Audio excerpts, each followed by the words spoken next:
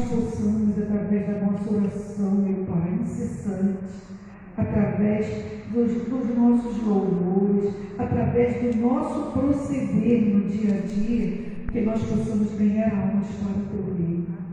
E que nós, Senhor, os seres humanos em si entendam que só há um jeito, a salvação de Jesus Cristo. Dai-nos força, Pai, e principalmente, Deus amado, não nos deixe desistir de Te buscar. Nunca, Senhor. Em nome de Jesus eu te peço e te agradeço. Amém. Amém, Senhor. Querido, você pode se assentar. Você que começa a nos assistir pela live, nós somos a Igreja Batista Memorial de Rocha Miranda. Estamos situados na Avenida dos Italianos, número 975, em frente ao Colégio Municipal Itália. Eu queria convidar você a passar esse instante que temos ainda de culto, 20 a 25 minutos, quando Deus gera uma palavra no meu coração, e eu quero convidar a igreja a estar abrindo a sua Bíblia no último livro do Novo Testamento, que é o livro de Apocalipse. E eu gostaria de me deter no versículo de número 12 e ler com vocês o versículo 12, capítulo 12, versículo 12 de Apocalipse. E eu gostaria de pensar um pouco com vocês sobre o que esse texto ele tem por finalidade de acarretar, trazer como fonte de vida para cada um de nós. Diz assim o texto da palavra do Senhor: ai da terra e do mar, pois o diabo, o acusador aqui, desceu até vós cheio de grande cólera, ou ira, dizendo assim a parte final, sabendo que pouco tempo que lhe resta. Eu queria então pensar nesse tempo, nesse momento, um pouquinho sobre essa admoestação escatológica. E quando eu falo de escatologia, eu estou falando sobre acontecimentos finais, doutrinas dos acontecimentos finais. Porém, eu não quero trabalhar aqui o âmbito, posso assim dizer, do estudo escatológico. Mas eu gostaria de pensar com vocês, pautado nesse texto, como é importante nós conseguirmos desenvolver uma vida poderosa de oração. Existem alguns jargões que nós cristãos gostamos de utilizar, como por exemplo, a oração move a mão de Deus. Mas além de mover a mão de Deus, certa ocasião o Mestre Jesus Cristo, ele vira para os seus discípulos e ele diz o seguinte, vigiai e orai para que vocês não entrem no quê? Em tentação. E aí ele diz assim, na verdade, o espírito, pneuma, está pronto, porém a sarx, ou a carne, ela é extremamente fraca. A oração move a mão de Deus, mas a oração também nos ensina um mecanismo que o Mestre Jesus disse que nós, como igreja, precisamos praticar: vigilância. Vigiar. Um hino do nosso cantor cristão, ele mesmo diz: vigiai o quê? E orai. Vigiar e orar. Então, quando nós começamos a orar, nós começamos a nos tornar cristãos vigilantes. E provavelmente você pode me perguntar assim: pastor, em que eu preciso ser vigilante?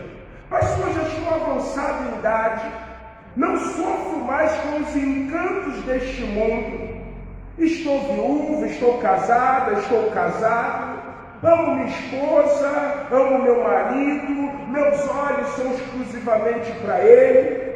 Pastor, já estou aposentado, não sou mais aquele homem que cobiçava uma estabilidade financeira. Não, eu entendi que o tempo passou e graças a Deus, pastor, eu consigo viver muito bem com o quê? Com a minha aposentadoria. Então poderíamos dizer, você vira-se, coloca essas indagações, dizendo assim, a cobiça não é algo veemente mais na minha vida. Então tem porquê. Ou então, para que eu preciso vigiar? Pastor, vigilância é para o jovem, é para aquele que está mais novo, é para aquele que está muitas vezes envolvido, enrolado com este mundo. Não, irmãos.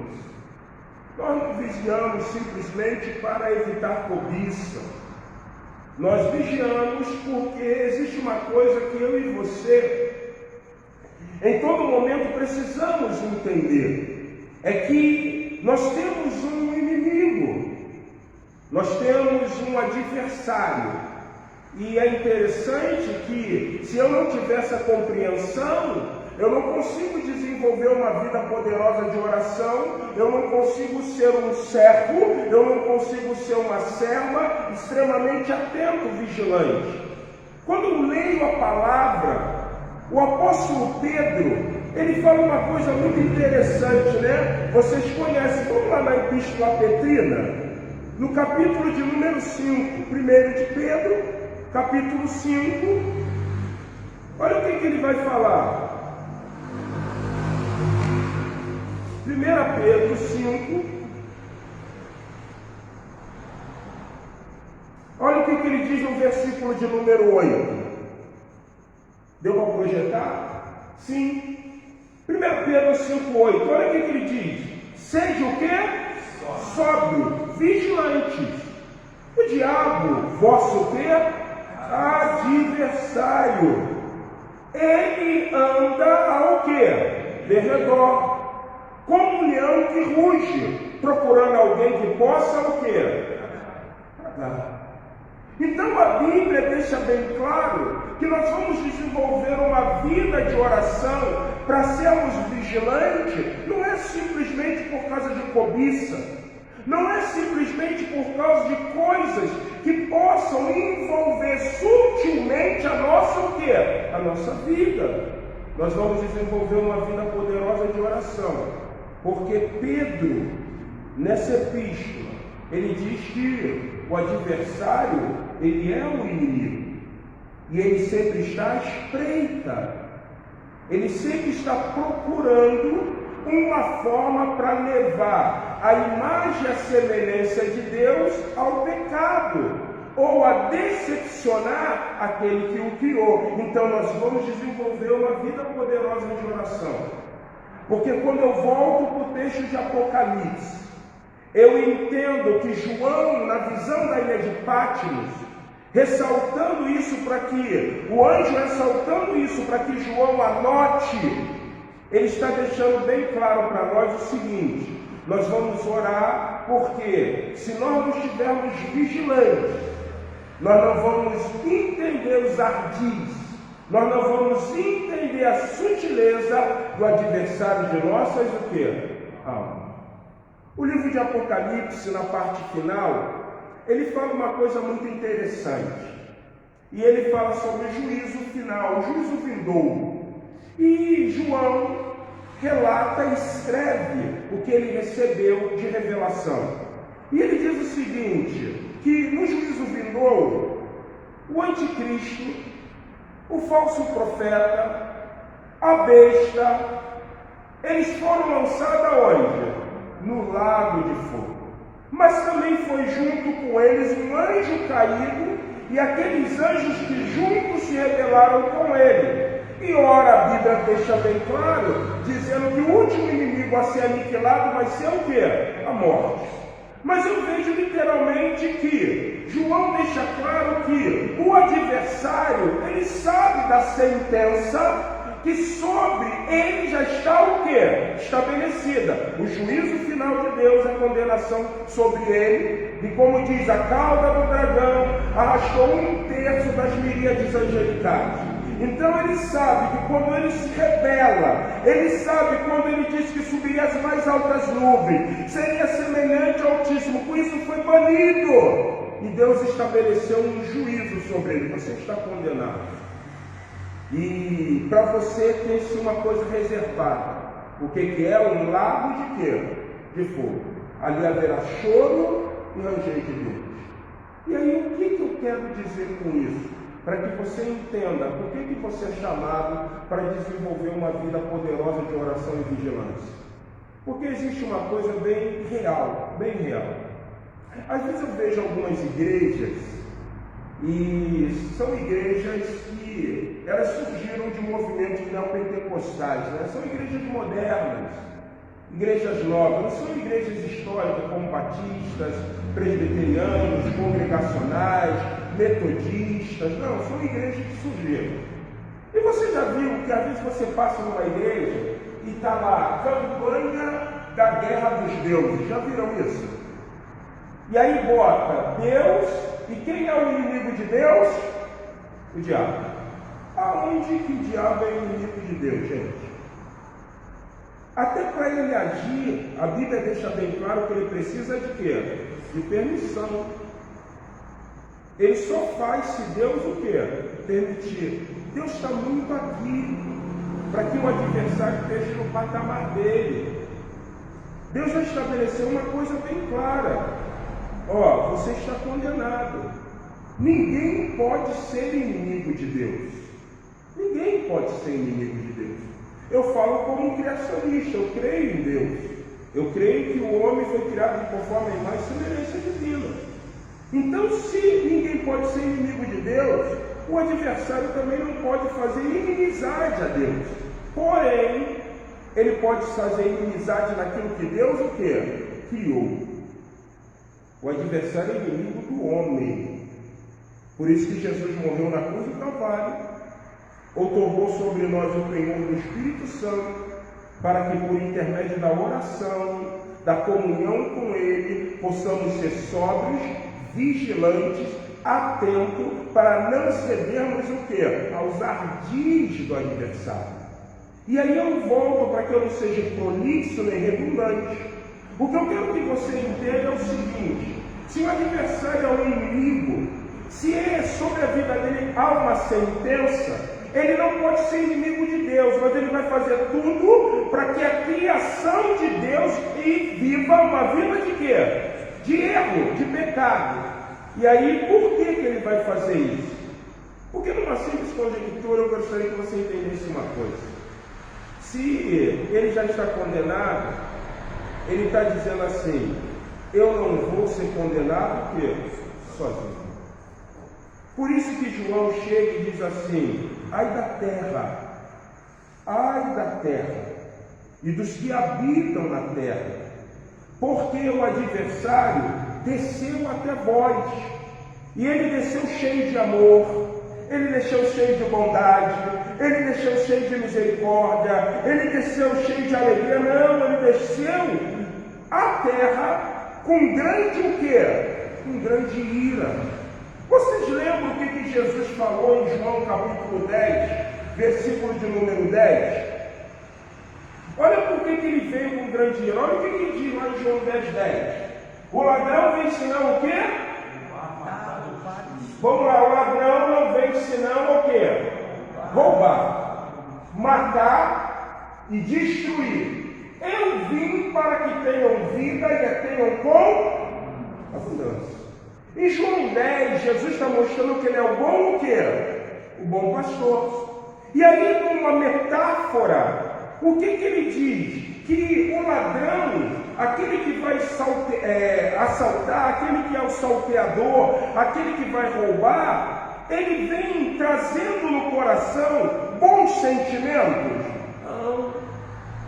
Eu gostaria que você entendesse nessa noite que nós precisamos cobrir a nossa vida com o sangue de Jesus, mas nós precisamos cobrir a nossa vida com muita oração.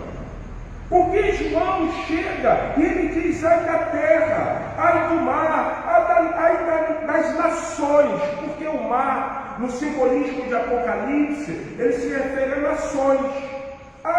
povos. Por quê? Porque o adversário sabe de pouco tempo o quê? Hoje eu estava pregando numa igreja e eu usei uma conjectura que eu gostaria de usar com vocês. Vocês já viram que no livro de Apocalipse a Bíblia fala sobre selos, abriu-se selos. Mas você já viu também que no livro de Apocalipse diz que existem portas? Abriu-se portas. O adversário, ele está extremamente atento a essas portas. Vamos conjecturar para que você entenda. Você precisa chegar ao final desta igreja. E julgamos que se tem 1, 2, 3, 4, 5, 6, 7, 8 portas. Você abriu a primeira, está chegando? Não, ainda falta o quê? 7. As portas estão se abrindo. Só que abriu a segunda, abriu a terceira, abriu a quarta. O que eu quero dizer com vocês, irmãos, a oração, além de nos ensinar a vigiar, a oração gera em nós uma perspectiva de estarmos atentos. Atentos. Essas portas estão se abrindo, gente. E o que nós bem entendemos, pautado no teor da palavra do Senhor, é que o adversário sabe. E conforme as portas vão se abrindo, ele sabe que o seu tempo vai o quê? Porque ele já está condenado. Você já percebeu como a sociedade está, irmão? Eu tenho 52 anos de idade. Um dia desse eu estava na mídia social do Instagram e botaram uma foto da antiga Avenida Suburbana em 1972. E aquele questão, não tinha nem a divisão da Suburbana, você via carros antigos, pessoas transitando, ônibus, né? E eu gosto de olhar sempre os comentários. Os comentários para mim são fascinantes, porque você percebe que as pessoas vão ter um saudosismo. Eles vão ter um saudosismo não por causa da recordação do ônibus, não por causa da rua da Suburbana, não por causa da loja. Eles vão ter um saudosismo que eles vão dizer assim: tempo que nós podíamos andar sossegado aonde? Na rua. Então você percebe que década de 70, a criminalidade não é como a criminalidade de quê? De hoje. E por que a criminalidade está aumentando? Porque os governantes, porque a corrupção, porque a isso, porque aquilo outro. Sim, eu concordo. Esses fatores são reais. Porém, você sabe de uma coisa muito real. Quanto mais o homem se afasta de Deus, vivendo uma vida além da vontade divina, mais o quê? Mais o pecado cresce, mais a ação do maligno vem, e mais criminalidade começa o quê? A aumentar. Então o ladrão veio roubar, matar e destruir. E ele está percebendo que no século 21, por ele saber que para ele resta pouco tempo, ele está levando o homem a cometer cada vez mais e mais perversidade. O pai mata o filho mata o pai. É um absurdo um homem velho pegar uma criança e querer se satisfazer com uma criança, um espírito de pedofilia. É uma coisa estranha, né? Deus criou homem e mulher e hoje um quer ser pansexual, o outro quer ser cis, o outro quer ser não sei o que, o outro quer ser... Que isso, gente? O diabo sabe que resta pouco o quê? Pouco tempo. Você vê cada vez mais as pessoas estão com ódio no coração. As pessoas estão com ódio no coração. Você não vê mais a pessoa fazendo bem. Foi assim no início da criação, você lembra de Adão e Eva? Aí o que aconteceu? Adão e Eva tiveram um filho, o nome dele era Enos. Você lembra o que o texto diz? Daí começou-se o quê? A invocar o nome do Senhor. Quando eu oro, eu me torno vigilante. Quando eu oro, eu tenho percepção. Quando eu oro, eu busco fazer aquilo que é a vontade de quem? Do Senhor. Então, no livro de Apocalipse, nós encontramos, no versículo 12, parte final: ai da terra e das nações ou do mar, pois o diabolos, desceu até vós. E ele desceu com raiva, com ira, porque ele sabe que lhe resta o quê? Pouco tempo. Pouco tempo. Meu querido, eu gostaria que você saísse daqui nesta noite, entendendo que a oração é um revestimento sobre a vida do cristão. A oração é um revestimento sobre a vida de um cristão. Oração não é um amuleto, oração não é um patuá, oração não é um cordão, a oração é um revestimento. E por que ela se torna revestimento? E aí eu concluo para que você entenda a importância da oração. A oração é um meio que Jesus Cristo, quando verteu o seu sangue na cruz do Calvário, concedeu ao homem que agora está religado com Deus em ter novamente o quê? Comunhão. Oração é revestimento, porque quem ora está em comunhão com quem? Com o Senhor. A oração é como um exemplo pejorativo que eu vou usar para que você entenda. Todos que estamos aqui temos amigos. E às vezes amigos mais achegados do que próprios irmãos. E quando você tem comunhão com o seu amigo, você não quer estar com ele? Quando você precisa de uma ajuda, você não recorre a ele? Porque ele é teu amigo. Assim é a oração.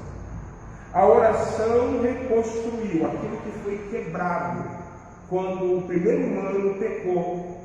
E aí Deus fez o que para reconciliar novamente o humano consigo? Ele mandou um filho Jesus para morrer na cruz do Calvário. E vocês lembram o que o filho ensinou? Quando vocês orarem, vocês vão orar assim: Pai nosso que está no céu, santificado seja o vosso nome, venha a nós o teu reino, seja feita a tua vontade, assim na terra como no céu. Na oração do Pai Nosso, Jesus deixa claro que por intermédio dele nós podemos novamente recorrer a quem? Ao Pai. A oração é o nosso revestimento. E o que o adversário está fazendo? Ele está nos cegando para que nós não venhamos gastar tempo em oração. Você orou essa semana? Você falou com Deus? Eu gostaria de falar uma coisa com você, finalizando a palavra dessa noite. Se você conseguir desenvolver uma vida poderosa de oração, você vai perceber que muita coisa na sua vida vai começar o quê? Mudar. Muita coisa. Porque só conseguimos viver mudança quando decidimos ter uma vida de quê? De oração. Eu não quero que você ore simplesmente porque a oração move a mão de Deus. Nós não queremos que você ore unicamente porque o adversário está vindo e nós precisamos vigiar, porque ele é sagaz, ele vem roubar, ele vem matar, ele vem destruir, mas eu quero que você ore para que você possa ter o quê? Comunhão com o Senhor. A oração gera em nós uma comunhão verdadeira, real e poderosa com Deus extremamente poderoso. Amém? Nós estamos chegando ao final do nosso culto. Quero convidar você a se colocar em pé. Nós vamos orar, finalizando, para que você possa voltar para sua casa, guardado e protegido. Queremos agradecer a presença de todos, você que nos acompanhou pela mídia social. Faça-nos uma visita, somos a Igreja Batista Memorial de Rocha Miranda. Estamos situados na Avenida dos Italianos, número 975. Queremos agradecer a presença de todos. Deus, poderosamente Jesus, abençoe a vida dos irmãos. Feche seus olhos, vamos orar.